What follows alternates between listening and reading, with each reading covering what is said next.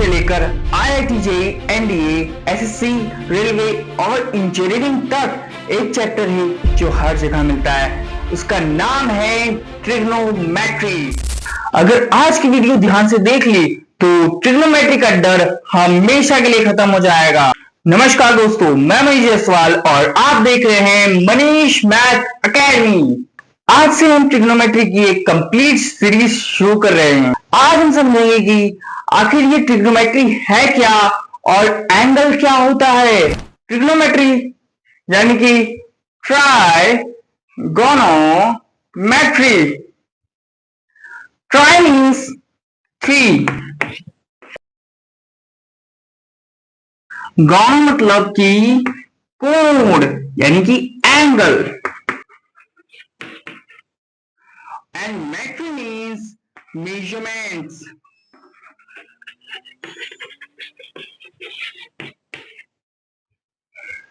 यानी कि 3 angle measurements, उस चीज का मेजरमेंट्स जिसके 3 एंगल्स होते हो, यानी कि 3 कोण होते हो। तो भाई 3 कोण किसके होते हैं? एक ऐसा ही तो होता है 3 कोण वाला। जिसके 3 कोण हो वो एक ऐसे ही शेप में दिखाई पड़ता है और इसको हम क्या कहते हैं? ट्रायंगल।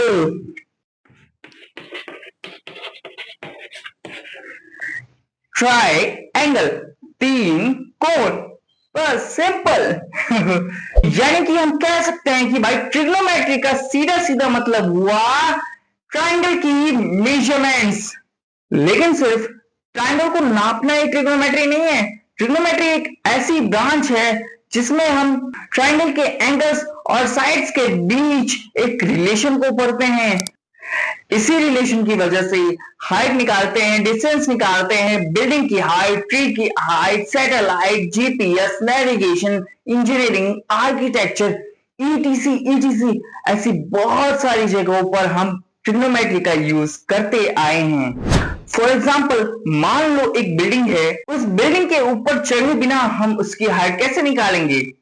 तो इसी प्रॉब्लम का सॉल्यूशन ट्रिग्नोमेट्री देती है। तो आगे बढ़ते हैं और समझते हैं कि आखिर एंगल क्या होता है। एंगल यानी कि कोण। ये हमारा पॉइंट, ये एक पॉइंट है जिसे हिंदी में कहा जाता है बिंदु।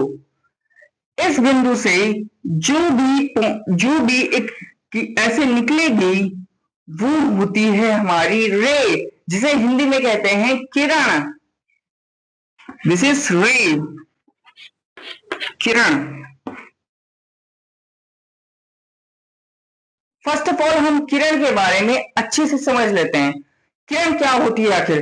किरण की मतलब रे की जो इनिशियल पॉइंट होती है वो फिक्स्ड होती है, पर ये जो एरो बनाया जाता है ये दर्शाता है कि ये आगे बढ़ता जा रहा है, ये रुकने वाला नहीं है।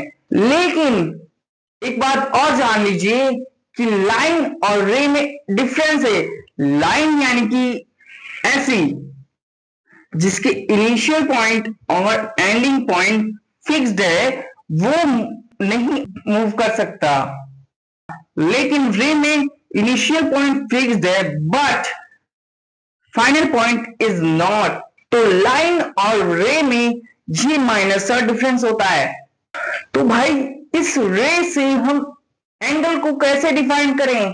इस रे को इस पोजीशन से जितना भी घुमाया जाएगा, यानी कि जितना भी इसमें घुमाव हम लाएंगे उसी को एंगल कहा जाएगा।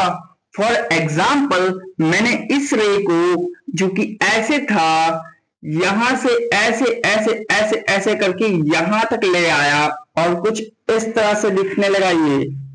यही रे अब इस तरह से दिखने लगा। तो भाई जो ये घुमाव इन दोनों में आया, इस रे में आया, ये जो इतना घुमाव आया ये कहलाएगा हमारा एंगल। जो कि इतना बड़ा दिखाने का कोई फायदा नहीं बनता, इसलिए इसको यहां पे दिखाया जा सकता है। कुछ इस तरह से ये बन गया हमारा एंगल। इसको कहा जाता है भाई एंगल।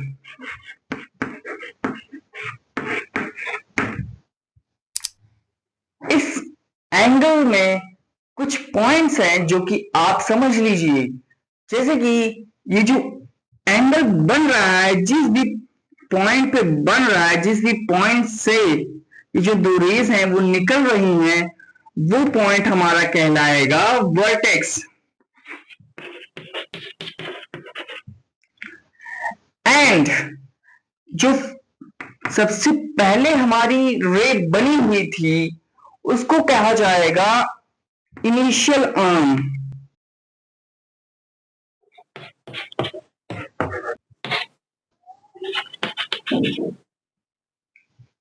और ये जो फाइनली हमारी घुमाव के बाद जो रे बना है हमारा, इसको कहा जाएगा टर्मिनल आर्म।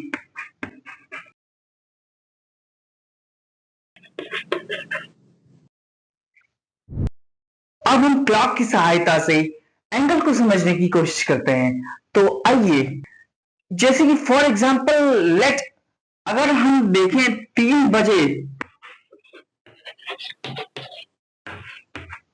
तो वह 3 कैसे बजेगा क्लॉक में? फर्स्ट ऑफ ऑल हमारा जो बड़ा वाला सुई होगा वो 12 पर होगा एंड स्मॉल वाला 3 पर, तभी तो 3 बजेंगे, है ना? तो ये जो घड़ी की सुइयां है ना, वो एक तरह से रे का काम कर रही हैं। और भाई ये इस पॉइंट पर ये दो रेस एंगल का निर्माण कर रही हैं भाई। इसी तरह से बहुत सारी जगहों पर एंगल्स काम आती हैं। मेरे पास एक इंस्ट्रूमेंट है, इसी की सहायता से एंगल को समझने का प्रयत्न करते हैं। तो आइए, जैसे कि ये जो हमारा इंस्ट्रूमेंट है, इसमें ये जो इस चीज पे फोकस कीजिए, आप इस पे फोकस कीजिए। जो ये यहां था, तो एंगल क्या बन रहा है? कुछ भी नहीं, जीरो। कुछ भी नहीं मतलब जीरो बन रहा है, सीधी सी बात है। अब ये कुछ इस तरह से घूमा, देखो ये यहां घूमा, तो इसके बीच कुछ ना कुछ एंगल बना। ये ऐसे घूमेगा तब भी बनेगा, कुछ ऐसे घूमेगा तब भी बनेगा, ऐसे ऐसे ऐसे ऐसे ऐसे ऐसे, जितना बार घूमेगा उतना ज्यादा एंगल बनता जाएगा। हमारे इन ट्रायंगल्स में भी एंगल होते हैं, ये रहे एंगल। फॉर एग्जाम्पल अगर मैंने ये एक ट्रायंगल ले लिया, ये जो दो लाइंस हैं ये रेस का काम करेंगी, और ये जो घुमाव दिख रहा है ये एंगल बन गया है। उसी तरह ये भी एक एंगल है, ये भी एक एंगल है।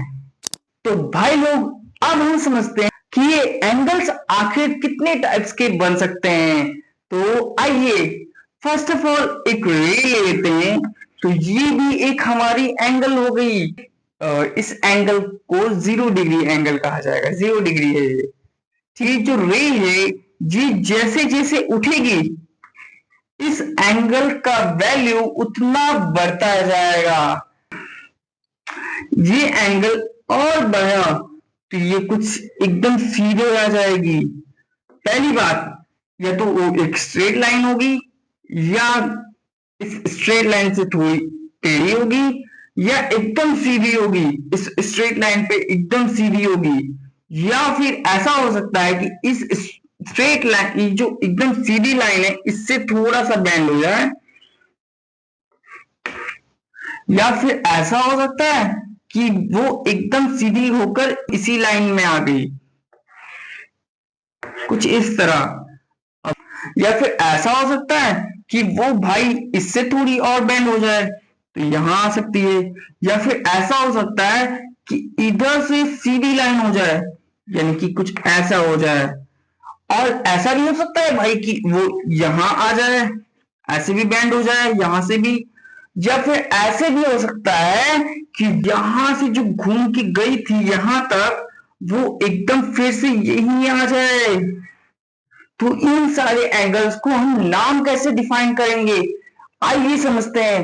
अगर कोई एंगल 0 है तो वो 0 एंगल हो गया। अगर कोई एंगल 0 डिग्री और ये जो सीधा गया इसको कहा जाता है 90 डिग्री। 0 डिग्री था या 90 डिग्री था, उन दोनों के बीच में जो भी एंगल बनेगा, यानी कि इन दोनों के इतने से बीच के इन दोनों के इतने बीच में बने हुए एंगल को कहा जाएगा एक्यूट एंगल। Acute angle. इसको याद कैसे रखेंगे भाई? जब छोटा सा बच्चा होता है उसको क्या कहते हैं? क्यूट। तो उसी तरह से छोटा सा एंगल तो एक्यूट, समझे? अगर कोई एंगल 90 डिग्री का बन रहा है, यानी कि एकदम सीधे बन रहा है इस स्ट्रेट लाइन पे, तो भाई इस एंगल को नाम दिया जाएगा राइट एंगल। इधर लिखते हैं।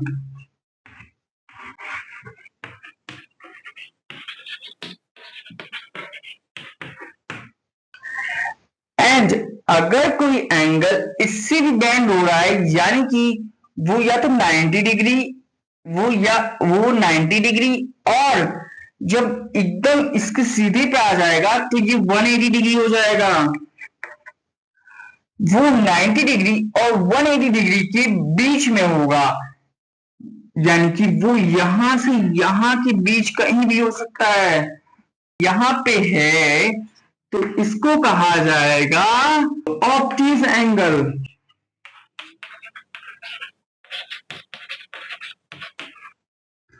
और अगर कोई एंगल 180 डिग्री, यानी कि एकदम स्ट्रेट लाइन में आ रहा है, सीधी लाइन में आ रहा है, तो उस एंगल को कहते हैं स्ट्रेट एंगल।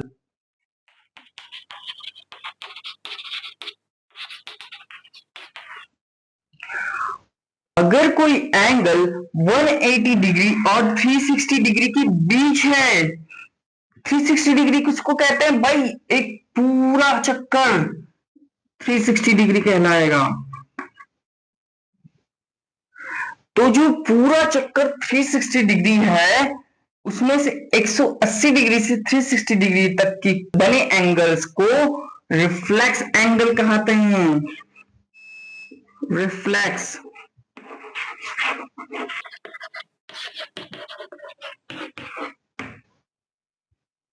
ठीक है, तो फटाफट छोटी छोटी बातों को नोट कर लिया जाए।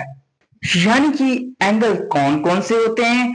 अगर एंगल हमारा 0 डिग्री है तो उसको जीरो एंगल कहते हैं।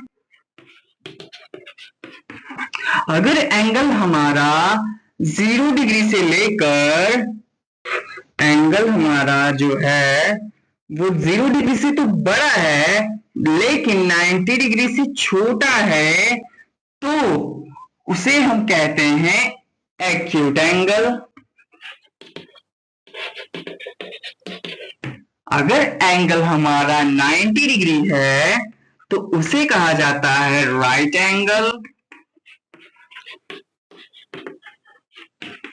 एंड अगर हमारा एंगल 90 डिग्री से बड़ा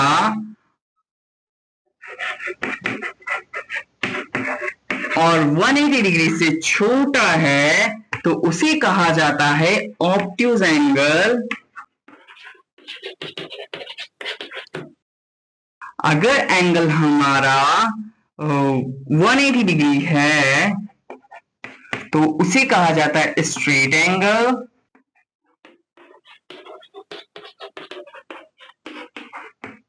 एंड अगर हमारा एंगल 180 डिग्री टू 360 डिग्री है, 180 डिग्री से बड़ा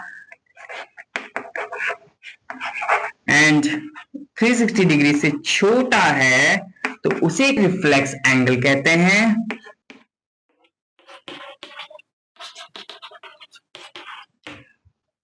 अगर हमारा एंगल 360 डिग्री निकला तो उसे या तो एक कंप्लीट रोटेशन कहा जाता है या रिवॉल्यूशन कहा जाता है। तो रिवॉल्यूशन लिख लिया जाए।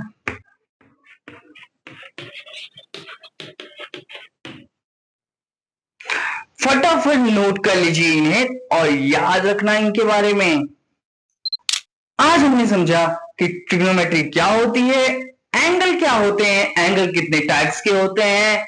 तो अगली क्लास में हम पढ़ेंगे कि पॉजिटिव और नेगेटिव एंगल क्या होता है, क्लॉकवाइज, एंटी क्लॉकवाइज, ये सब आखिर क्या होते हैं।